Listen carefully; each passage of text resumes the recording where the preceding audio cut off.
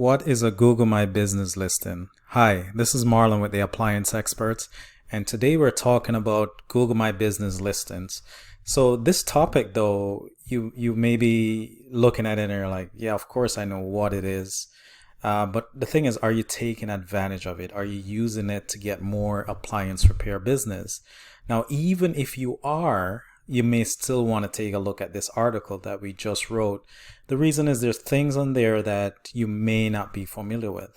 If you take a look at the bottom of the video here, you can see things like the Google Knowledge Graph. Are you familiar with that?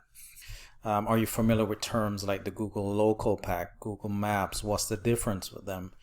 And what exactly can Google My Business do for your appliance repair company? So I encourage you to check out this article, and in the upcoming weeks, we're going to go in more detail about the Google My Business listing because there's so many aspects to it, so many sections that you need to know how to optimize it if you want to get more appliance repair business, if you want to stand out from your competition. So look out for that. It's going to be on our blog, and we also will post videos on our YouTube channel. This is Marlon. Hope you found this information useful, and we'll talk to you soon.